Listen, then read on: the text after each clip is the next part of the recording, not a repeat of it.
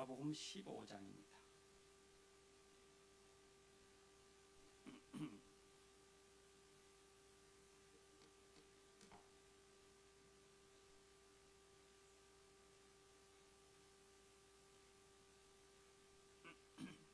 누가복음 15장 22절부터 24절입니다. 아버지는 종들에게 이르되 제일 좋은 옷을 내어다가 입히고 손에 가락지를 끼우고 발에 신을 신기라.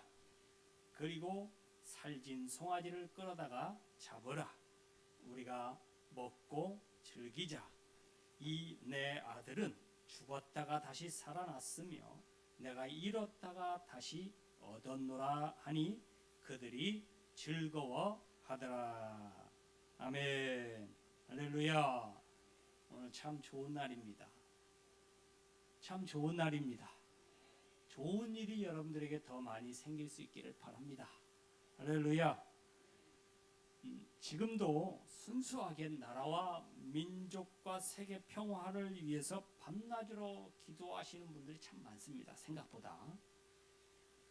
엘리야 시대처럼 눈에 띄지 않고 시대는 세상이 주관하고 세상의 흐름대로 지나가는 것 같고, 그래서 믿음을 지키고 순수한 믿음 가운데 살아가는 사람 별로 없을 것 같은데, 그 시대에도 정말 믿음을 지키고 하나님만을 섬기는 사람 7,000명을 하나님 남겨두셨던 것처럼 그 이상의 사람들이 순수한 믿음을 가지고 그 믿음을 지키려고 몸부림치며 애쓰고 있는 사람들이 지금도 굉장히 많습니다. 생각보다.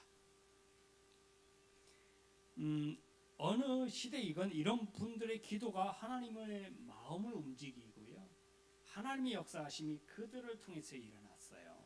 그 소수의 사람들, 없을 것 같은 그런 사람들을 통해서 하나님께서 이 세상을 이어가셨습니다. 아니었으면, 그 사람들조차 없었으면 하나님 벌써 이 세상을 리셋 시켜버렸을 수도 있어요.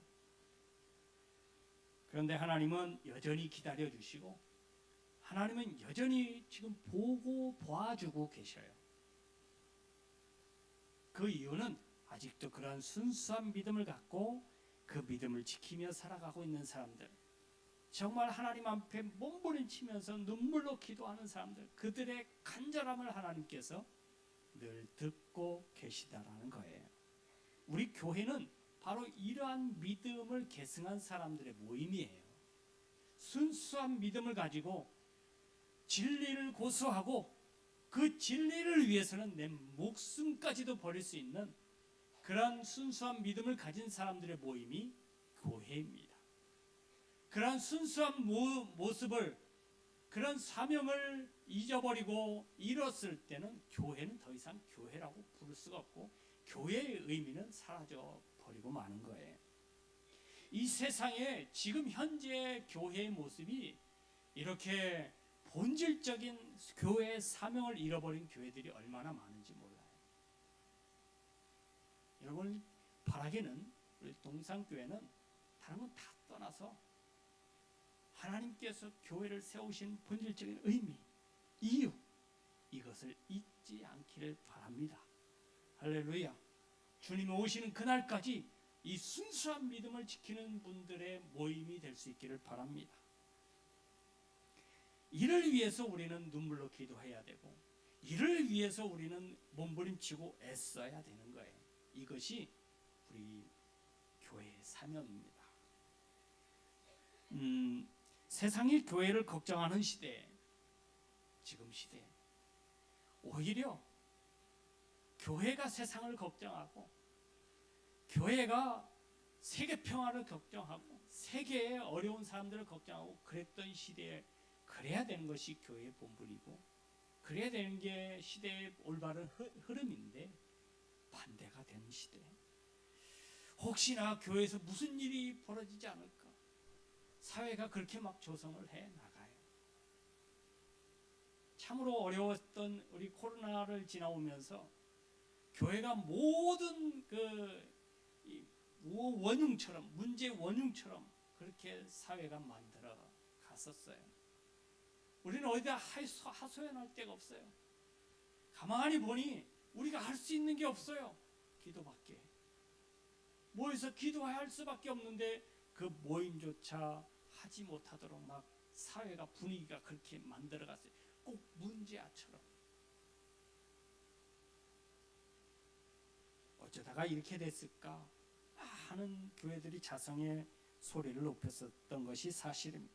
그런데 그 중에서도 우리 동산교회를 생각하면 마음이 설레고 가슴이 두근두근해지면 얼마나 좋을까요? 많은 사람들이, 우리 읍에 있는 많은 사람들이 우리 동산교회만 생각하면 설레이고 기대가 된다. 이런 교회가 되면 얼마나 좋겠습니까?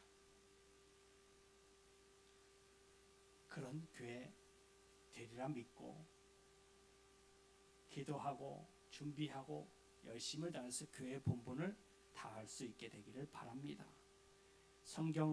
성경의 기록 목적은 한 가지입니다. 모든 사람이 구원받는 거예요. 성경이 우리에게 가르쳐 주시는 것은 구원의 길입니다. 어떻게 하면 구원을 받고, 어떻게 하면 구원을 선물로 받고, 어떻게 하면 그 구원의 길을 끝까지 잘 걸어갈 수 있을까? 여기에 대한 고민을 해결해 준 것이 성경입니다. 성경의 주인공이신 예수님을 이 땅에 보내신 목적도 마찬가지예요. 하나님은 사람을 만드시자마자 복을 주시면서 동시에 사명도 주셨던 것을 기억합니다. 뭐라고 하셨나요? 번성하고 충만하고 땅을 정복해라. 사명을 주셨습니다. 누리기만 해라 라고 하지 않았습니다. 입만 벌려라 라고만 하지 않았습니다. 가만히 앉아있거나 모여있거나 해서는 안 될 것처럼 여겨지는 말씀이에요. 그러나 인간은 그 사명을 감당하기는커녕 하나님이 세상을 창조하신 것을 후회하실 정도로 타락하여서 하나님이 다시 할까? 저들 다 없이 하고 다시 재창조할까? 이렇게 후회하실 정도로 사람은 하나님이 주신 사명을 망각하고 자기 생각대로, 자기 좋은 대로 살아갔던 것이 사실입니다. 그래서 하나님이 노아 시대의 물로 모든 사람들을 징계하셨습니다. 그리고 여러분, 남은 노아의 가족들에게, 노아에게, 그리고 그 가족들에게 놀랍게도 아담과 하와에게 하신 그 사명을 다시 한번 주셔요. 생육하고 번성해라. 땅에 충만해라. 땅을 잘 다스려라. 이제까지는 잘못 다스렸고 잘못 충만했고 잘못 그 사명을 감당하지 못했으니까 이제는 그 사명을 잘 감당해라. 너 감당하지 못한 사람들이 어떻게 되는지 봤지, 경험했지.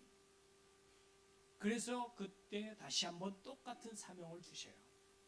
가만히 앉아서는 절대 사명을 감당할 수 없는 일이에요. 적극적으로 임해야 되는 거예요. 하나님 주신 사명은 적극적으로 임해야 돼요. 할렐루야. 가만히 앉아 있어서는 절대 사명을 감당할 수 없어요. 그래서 가만히 앉아 있던 사람들, 그래서 많이 모여서 가만히 앉아 있던 사람들에게는 하나님이 그때마다 항상 징계하셨어요. 기억하실 수 있기를 바랍니다. 근데 사람들이 조금 번성했어요. 노아 시대 끝나고 좀 많이 번성했죠. 사람들이 많아졌어요.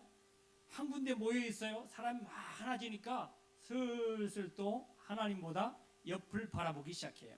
옆에 보니까 사람이 많아. 의지할 사람 많아. 힘센 사람도 많아. 그러니 우리끼리 뭔가 해도 될 것 같아. 그래서 더 이상 하나님의 사명은 온데간데 없어졌어요. 그래서 그들이 한 게 뭐냐면 우리 힘으로 뭔가 해보자 해서 만든 것이 바벨탑이에요. 하나님이 그래 너희 힘으로 한번 되나 보자. 그리고는 어느 하나를 흩어버렸더니 사람들이 싹 흩어져 버렸어요. 사람의 힘, 사람이 가지고 있는 힘을 한번 모아서 자기들끼리 으쌰으쌰 한번 뭔가 해보려고 했는데 간단한 것 하나, 하나님이 그 언어 간단한 것 그거 하나만 흩어버렸더니 사람들이 다 뿔뿔이 흩어졌어요. 아무것도 아니에요. 사람이 가진 힘, 하나님이 톡 치니 금방 사라져 버렸어요. 그것 의지할 것이 아니라는 거예요. 그건 금방 있다가 또 없어질 거라는 거예요. 잠언의 표현으로 하면 뭐가 같아요? 아침 안개 같다. 손에 쥔 모래 같다. 이렇게 표현하는 거예요. 바람을 잡으려는 것 같다. 이렇게 표현하는 것이 바로 하나님의 사명을 잃어버린 사람들의 삶을 이야기하는 거예요. 할렐루야. 할렐루야. 하나님은 적극적으로 하나님의 말씀을 듣고 그 말씀대로 적극적으로 나아가서 살려고 몸부림치는 사람들을 원하시는 거예요. 그래서 하나님이 바벨탑을 지은 사람들을 어떻게 하셨냐면 여호와께서 거기서 그들을 온 지면에 흩으셨더라. 흩어버렸어요. 여기서 흩으셨다는 말씀을 주목하여 기억해야 합니다. 그리고 그 말씀을 신약으로 가지고 넘어가면 예수님은 승천하시기 전 마지막 유언 같은 말씀을 하세요. 마태복음 28장 19절에서 20절의 말씀, 그러므로 너희는 가서 모든 족속으로 제자를 삼아 아버지와 아들과 성령의 이름으로 제자를 삼고. 여러분, 너희는 가서 라고 말씀하고 있거든요. 예수님께서는 모여있는 제자들, 야 너희들 왜 여기에 모여서 그러고 있어? 너희들이 할 일은 여기 모여있는 게 아니고 뭐 하라고요? 가서, 흩어져서, 이 말이에요. 가서라는 말은 너희들은 3, 4, 5 흩어져서 내가 너희들에게 너희들과 함께 있었던 그때에 가르쳤던 것, 하나님은 항상, 예수님은 항상 그들에게 전도하라고 3, 4, 5 맡겨서 떠나보내주고 그 전도 보고를 받고 막 그러셨거든요. 항상 모였기만 하진 않았어요. 항상 흩어 보내주셨어요. 그것을 훈련했던 것처럼 너희는 여기서 모여있지 마라. 너희들의 사명은 가는 거다. 흩어지는 거다. 그냥 흩어지는 게 아니라 뭘 가지고요? 내가 가르친 거, 내가 너희들에게 가르친 거 뭐예요? 복음입니다. 그 복음을 가지고 나가 흩어지라는 거예요. 흩어지라는 건 흩어져서 끝나는 게 아니라 뭐라 그랬어요? 가르치고 지키게 하라. 전하라고. 그렇게 사명을 허락해 주셨습니다. 제자들에게 주신 사명의 처음은 가서입니다. 흩어져서라는 말이에요. 모여있지 말고 나가라는 말씀입니다. 여러분, 이 유언적인 삶, 이 예수님의 사명을 제자들이 잘 지켰나요? 잘 지켰으면 문제가 안 생겼을 거예요. 예루살렘 교회가, 이 모임 자체가 엄청나게 부흥했잖아요. 성령이 임하시고 그때까지 모여서 기도했습니다. 왜냐하면 아직까지는 흩어질 시간이 아니에요. 왜냐하면 성령께서 말씀하셨거든요. 예수님께서 오직 성령이 너에게 임하시면 그 말씀을 하시고 난 다음에 나가서 흩어지라는 그런 말씀을 하시는 거거든요. 그러니까 성령을 기다릴 때까지는 참 좋았어요. 그래서 성령을 받고, 야 성령이 가르쳐 주시는 대로, 성령이 행하시게 하는 대로, 성령께서 인도하시는 대로 막 나가서 복음을 전하다 보니까 놀라운 기적의 역사들이 많이 일어났어요. 하루는 3,000명씩, 5,000명씩 막 성도가 등록을 하고 막 예수 믿겠다고 하고 교회가 일명 흔한 말로 미어 터지게 됐어요. 사람이 너무 많이 와. 그거 관리하기가 힘들어졌어요. 그래서 점점 나가서 흩어지는 일이 점점 줄어들었어요.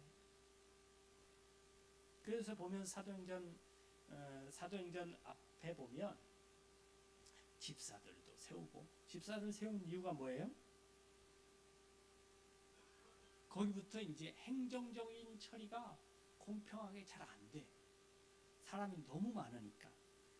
왜냐하면 그때 당시에는 쓸 것을 다 모아다가 자기들의 모든 재산과 자기들만 가지고 있는 자기들의 재산들을 교회 이 사도들 앞에 발 앞에 갖다 놨어요. 사도들로 하여금 공평하게 나눠 쓸 수 있게끔.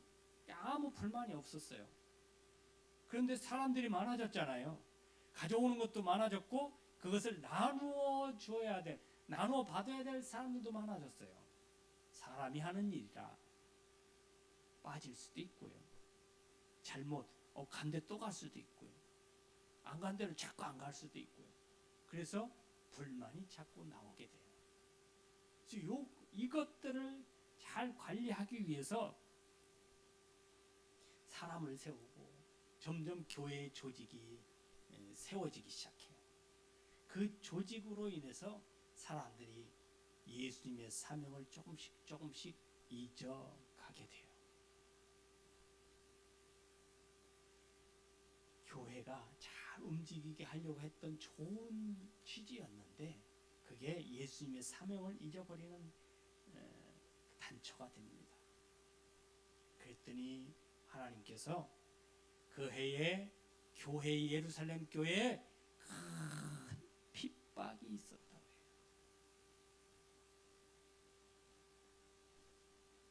그냥 핍박이 아니라 큰 핍박.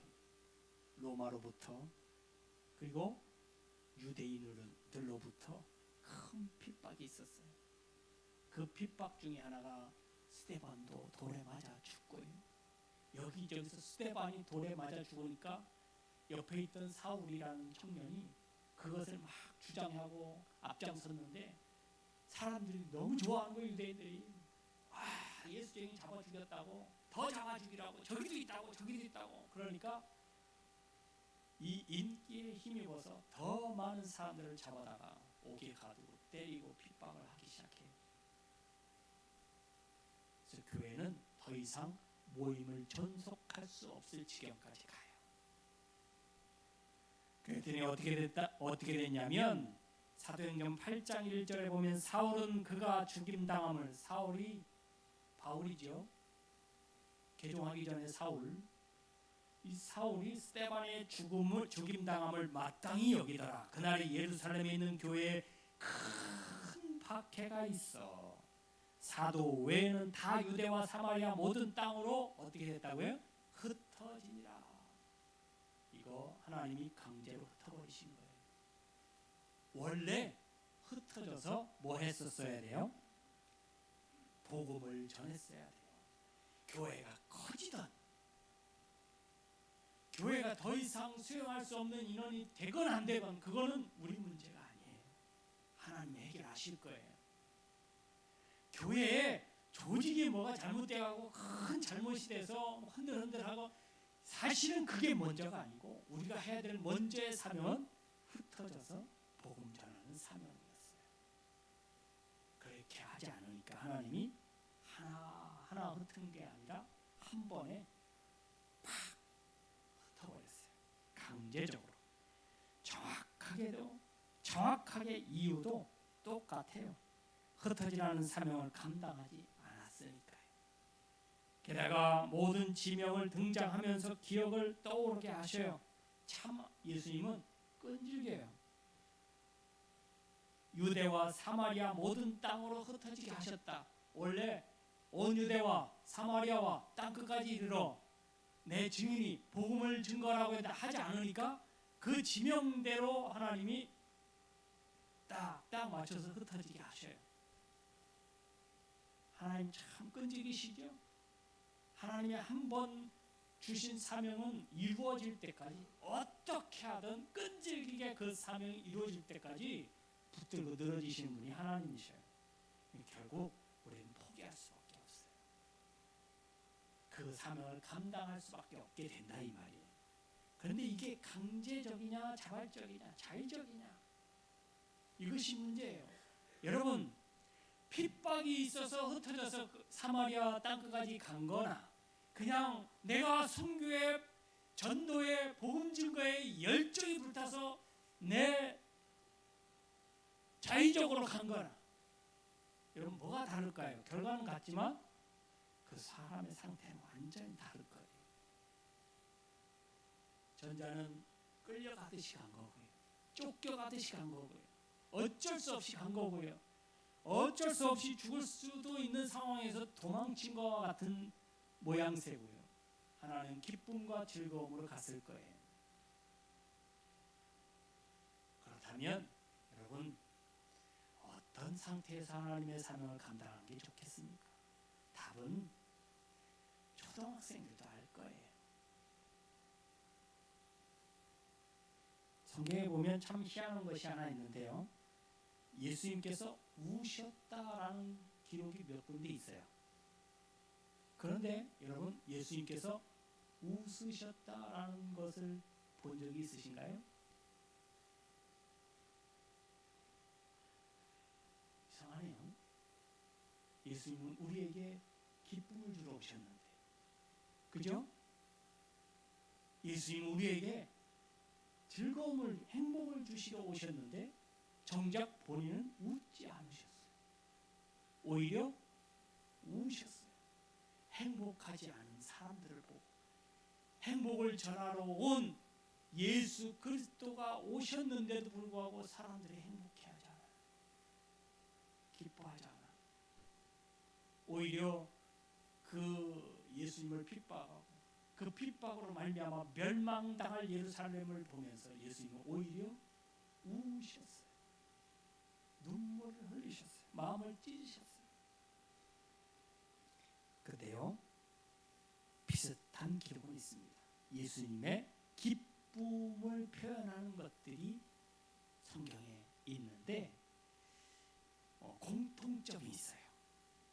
예수님이 기뻐했다. 이건 이제 비유로 말씀하신 건데요. 누가복음 15장에 잃어버린 것들을 다시 찾았을 때 이야기. 여기에 잃어버린 양이 나오지요. 100마리가 있었는데 한 마리를 잃었다가 찾았어요. 10드라크마가 있었는데 하나를 잃어버렸다가 찾았어요.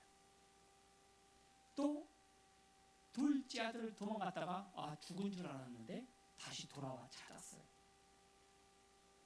양과 드라크마를 찾으셨을 때 기쁨의 표현을 어떻게 하냐면, 야, 내가 잃어버렸던 양을 찾았다. 야, 내가 잃어버렸던 드라크마를 찾았다. 야, 내가 죽은 줄만 알았던 아들을, 내가 둘째 아들을 찾았다. 얼마나 기쁘냐. 야, 이 기쁨에 너희들도 동참해. 그래서 친구를 불러요. 여러분 잘 생각해 보세요. 친구를 부를 일이 아니에요. 보면 양 한 마리를 찾았다고 그 한 마리 값에 한 10배, 20배 이상 들어가는 잔치를 벌려요. 드라크마 하나 그 얼마 되지도 않는 거 그거 하나 찾았다고 친구들을 불러서 잔치를 벌려요. 야, 나하고 함께 이 기쁨을 나누자. 이게 여러분 계산하면 맞는 겁니까? 이런 경우를 우리는 뭐라 그래요? 배보다 배꼽. 상상해 보세요. 배보다 배꼽이 더 크면 그게 배입니까? 배꼽입니까? 뭐가 더 중요한 거예요? 그런데 이 잃은 것을 찾은 것에 대한 기쁨을 그렇게 얼마나 기뻤으면 이렇게 표현했을까요? 예수님이 표현하신 당신의 이 마음의 표현 방식이에요. 한 영혼을 찾았더니 하늘에서는 잔치가 벌어졌다는 거예요. 엄청난 잔치가, 천군과 천사들, 유력한 사람, 모든 사람들 다 불러다가 잔치를 벌이네. 하나 찾았더니. 근데 그 찾은 것을 하나님이 직접 가서 찾았느냐? 아니잖아요. 그 찾는 역할은 우리 교회에 맡기셨어요. 할렐루야. 잃어버린 양을 어디서 찾으라는 거예요? 나가서 흩어져서 찾으라는 거예요. 그게 교회의 사명이에요. 흩어져서 한 영혼을 찾았더니 하나님이 얼마나 기뻐하시는지 예수님의 기쁨을 통해서, 비유를 통해서 기쁨을 표현해 주고 있는 거예요. 내 이 기쁨은 손해를 볼지언정 내 기쁨을 감추지 못하겠노라, 이거예요. 이거 10명만 찾았다가는 파산할 지경이잖아요.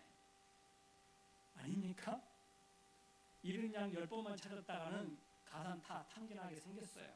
그래도 그 기쁨을 표현하고 싶다는 거예요.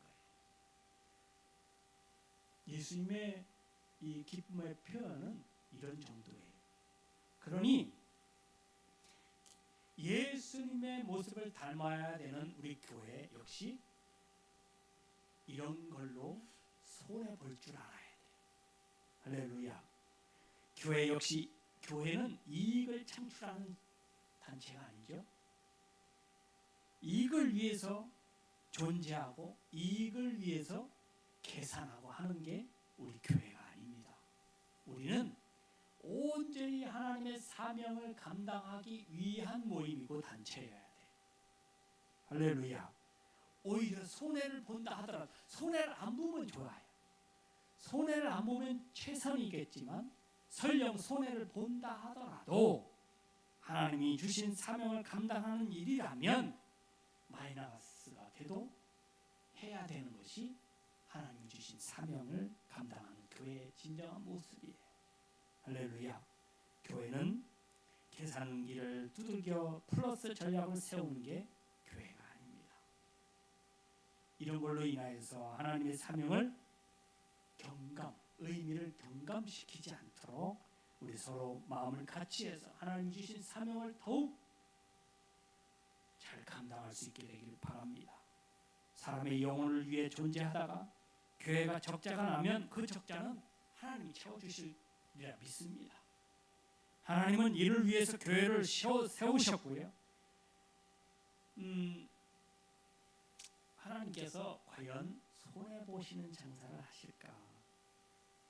요즘 경제가 어렵다 보니까 장사하면서 손해보시는 분들도 많이 있다고 그러네요. 그러다 손해보다 못해서 문을 닫고 하는 장사 가게들도 많이 있다고 하는데요. 하나님은 절대 손해보지 않으십니다. 할렐루야. 한 영혼이 구원받으면 그것은 천하보다도 귀하다고 말씀하신 그 무게의 값을 생각해 보면 결코 하나님은 손해보는 장사하지 않으십니다. 하나님이 계획하시고 하나님 주신 사명을 감당함에 있어서 우리 교회가 감내해야 될 손해는 하나님이 채워주시리라 믿습니다. 저와 여러분들이 해야 될 것은 나가서 흩어져서 하나님 주신 사명을 어떻게 하든 감당하려고 하고 몸부림치는 것이 우리가 해야 될 진짜 사명임을 기억하실 수 있기를 바랍니다. 그래서 올 한 해는 다른 이제 2025년도에는 더 많이 흩어질 수 있는 저와 여러분들 될 수 있기를 주님의 이름으로 축원합니다. 기도합니다. 하나님 감사합니다.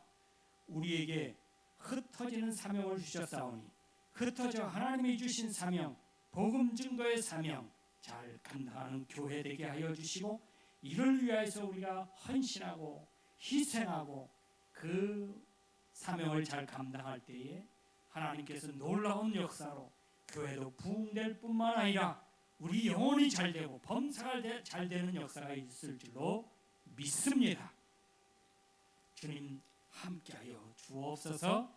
이제는 우리 주님 예수 그리스도의 크신 은혜와 하나님의 무한하신 사랑하심과 성령의 감화 감동 교통 내주 역사하신 은혜가 흩어져 주님이 주신 사명을 잘 감당하여 이 세상이 예수의 복음으로 편만해지기를 원하는 우리 모든 성도님들 머리 위에 저희들 가정 위에 직장 위에 사업 위에 일터 위에 이 나라의 민족과 온 세계 위에 이제로부터 영원토록 함께 있을지어다. 아멘.